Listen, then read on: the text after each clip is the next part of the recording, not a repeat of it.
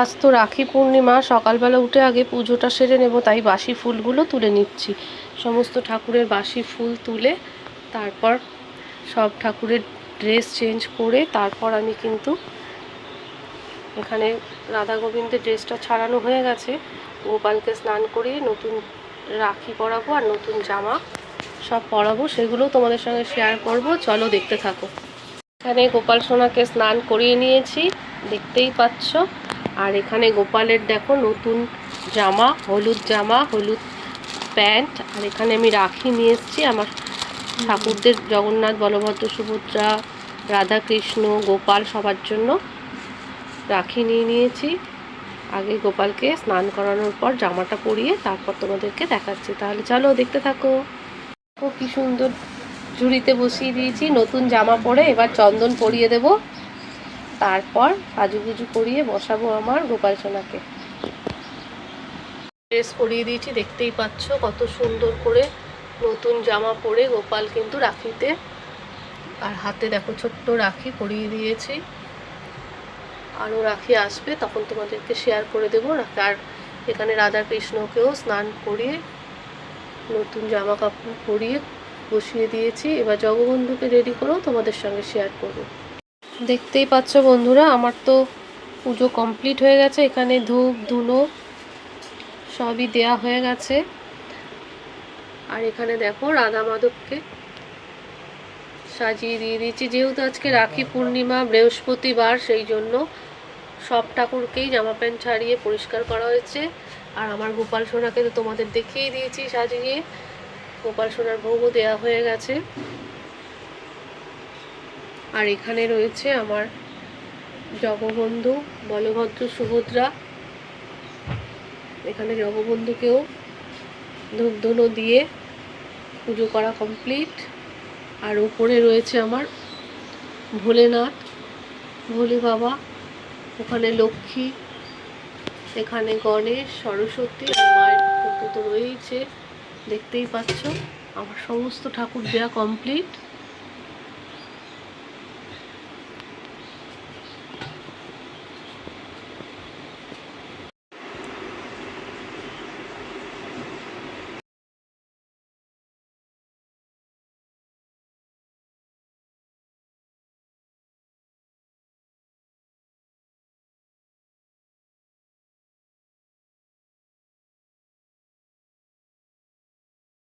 এখানে ঠাকুমা চলে এসেছে, এটা হচ্ছে সেজো ঠাকুমা, আর এটা হচ্ছে আমার ছেলে। এই যে সেজো ঠাকুমা, একটু মুখটা তোলো। হ্যাঁ, এই যে এনাকে তো ভিডিওতে, আমার অনেক ভিডিওতেই তোমরা দেখেছো, আলাদা করে কিছু বলার নেই। উনি এখন রাখিটা খুলছে। হলো, দেখি রাখিটা একটু ভালো করে দেখাও। বাহ, শাড়ির কালারে নিয়ে এসেছে, দেখেছো? নিজের পছন্দ করে শাড়ির কালারে। বলো কিছু, এটা ভিডিও হচ্ছে। হ্যাঁ, খুব সুন্দর হয়েছে গো, খুব সুন্দর। নাতিকে পড়াচ্ছি। হ্যাঁ, নাতি কাম বর। ই মা, বলছে নাতি কাম বর। চিন্তা করো, আমার ছেলেকে সবসময় এরকম ইয়ার্কি করে। যাই হোক, আর এই দেখো নাতির জন্য কি নিয়ে এসেছে, নিয়ে এসেছে দেখো, দেখতেই পাচ্ছ। আচ্ছা,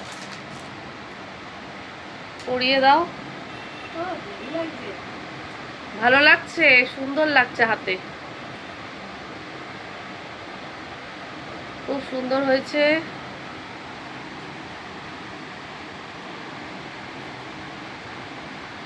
পরিয়ে হাতটা একটু দেখাবে তো কেমন লাগছে।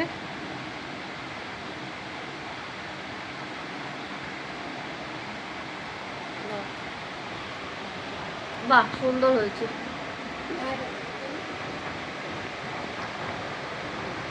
দারুণ হয়েছে। প্রণাম করছে বাবা, আশীর্বাদ করো যেন মানুষের মতো মানুষ হয়, ঠিক আছে?